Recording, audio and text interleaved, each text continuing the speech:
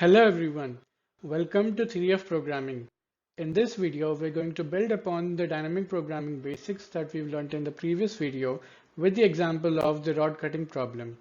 I highly recommend you to watch my previous video on dynamic programming basics. I will leave a link in the description below. So let's get started. Here's the problem statement. You have a rod of length n, which needs to be cut into smaller pieces and sold. So when you're cutting a rod of length n, your pieces can be of size 1, 2, 3, so on up to size n, which is the rod itself, meaning you don't make any cut. Now each piece of different size has a different selling value. So you need to cut your rod in such a way that the total selling value of all the pieces you've cut is maximized. Let us look at an example. Say you have this rod of size 4.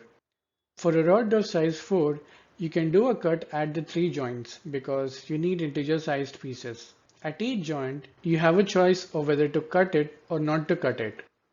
Given that, in how many ways can you cut the rod? It is 2 to the power of 3. Just think of those 3 joints as 3 bits.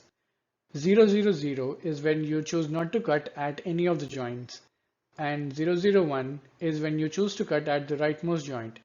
0, 1, 0 is when you choose to cut at the middle joint, and so on.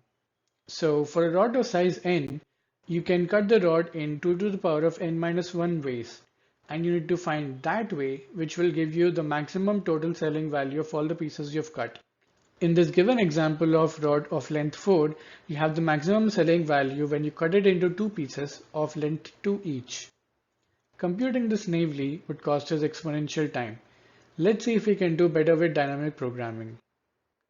Now, I gave you this general approach to solve DP problems in my previous video. We're going to solve rod cutting problem using the same approach. I want you to pause the video here for a moment and go through these steps so that you can nudge your thought process in the right direction, and it will also help you to strongly relate to my explanation ahead. I hope you did. Now, the first step was to define your subproblem. A clue for that was to look for trivial or obvious cases. Now your goal is to cut a rod of length n into pieces and sell it. Surely, I would sell at least one piece. What is the size of that? I don't know that yet. But once I sell it, now I'm left with the problem of how to optimally cut a smaller rod. That is my subproblem, because it is the smaller version of the original problem. The second step was to define a relation between subproblems. We can easily see a relation between our original problem and the subproblem we defined in step 1. In step 1, we said that we'll cut off a piece from the left, sell it off, and then figure out how to optimally cut the rest. But you don't know for sure that cutting at which joint would be the most optimal thing to do. So what do? We try them all. We try cutting at all the joints, and whichever option gives me the maximum value, I will pick that one. With that, Vn, which is the optimal value for a rod of length n, becomes the maximum of all these options, which is cutting at the first joint, cutting at a second joint, cutting at a third joint, etc. Cutting at the first joint means price of piece of length 1 plus Vn minus 1, and cutting at the second joint means price of piece of length 2 plus Vn minus 2. So on, cutting at the nth joint, which is not there, but it means that you're going to sell the rod as it is plus V0, and you can assume that you have 0 value when you sell a rod of length 0. I hope my explanation and the diagram made sense. Feel free to comment any doubts because these are the most important steps. Now, I want to pause here and sidestep for a bit. Earlier, for step 2, which is to define relation between subproblems, I had given a clue, which is to define the relation between the trivial case and the next trivial case. How this usually works is that you take the biggest problem, which is your original problem, and you relate it to the next biggest problem. This is what we have done just now.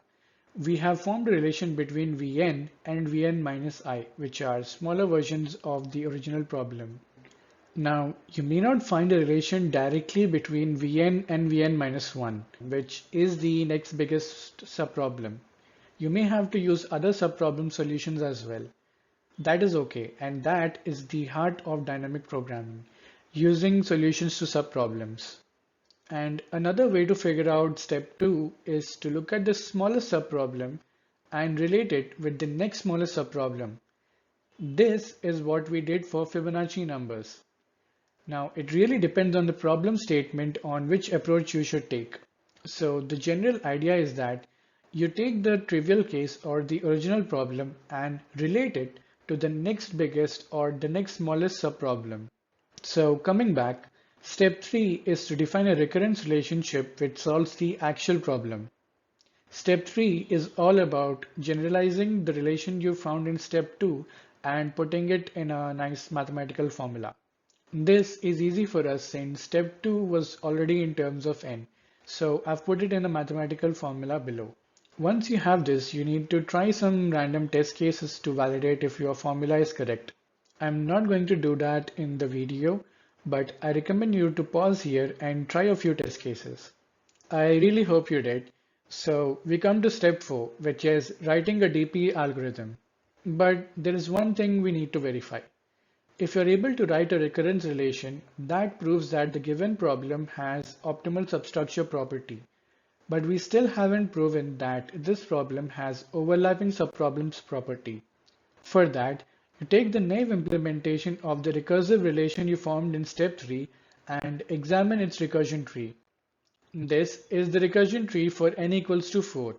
As you can see, we are computing f of 2, f of 1 multiple times. This proves that the given problem exhibits overlapping subproblems property. Usually, for a given problem, if you are not able to form a recurrence relation, it could mean that the problem itself does not exhibit optimal substructure property. And after you have formed a recurrence relation, if the problem still does not exhibit overlapping subproblem property, either it could be that your recurrence relation is wrong, or the problem itself does not exhibit overlapping subproblem property. Since we have both in this case, let's go ahead and write DP algorithms to solve it. This is the DP solution with the memoization approach.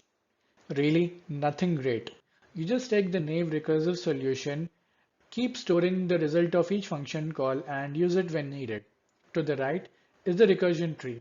The green nodes indicate the function calls which take constant amount of time. Super simple. This is the bottom-up version. This is simple as well. I have a solution array which is used to store the solutions of the subproblems. I can assume that for n equals to 0, my solution is 0. Then I start computing the solution for n equals to 1. Do I have enough data to do that? Yes, I just needed the solution for n equals to 0 and I have that. And after that, I start computing the solution for n equals to 2. Do I have enough data to do that? Yes, and I've already computed that. And so on. So how fast is this algorithm? Looking at the pseudocode, it's pretty clear. You have one loop which runs from 1 to n and another loop inside it which runs from 1 to the length of the first loop. So that's order of n square. But since this is a DP solution, there is another easy way to tell the time complexity of the solution, which is by using the formula given below. We have n subproblems, which are v1, v2, v3, so on up to vn. And in the worst case, we take order of n time to compute the solution of a subproblem. So n into n gives you order of n square.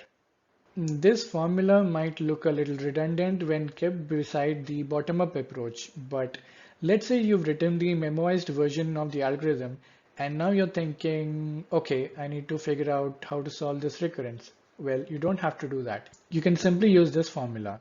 The bottom-up approach and the memoized versions always have the exact same time complexities. Now, let us look at the code. All my codes are available on my GitHub. I will leave a link in the description below. So coming to the main method, I am creating an array which tells me the cost of pieces of each size. And I passed it to the DP algorithm, max value of rod. Now, max value of rod has two versions. One follows the memoization approach and the other follows the bottom-up approach. Coming to the memoized version, this is pretty much the same as the pseudocode I gave before.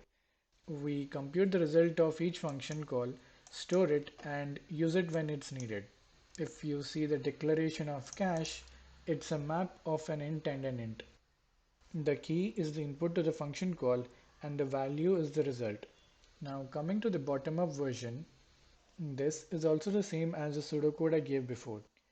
We keep storing the solutions in an array and build it bottom up till we reach solution of n.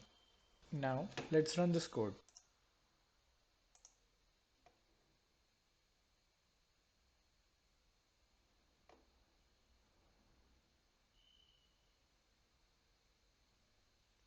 As you can see, both of them give the same result. Now let's look at an interesting aspect. I want to know the order in which cache is populated. So we are populating cache here.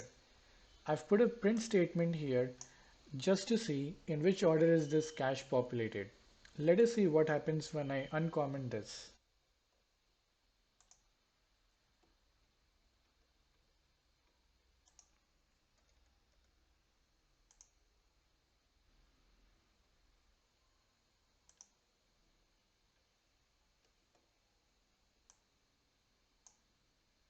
As you can see, cache gets populated in the exact same order as the bottom-up approach populates its solution array.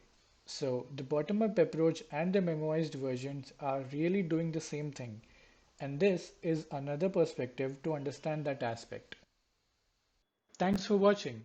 If you like this video, please hit the like button, and if you like the content on my channel, please hit the subscribe button. Keep practicing and happy coding.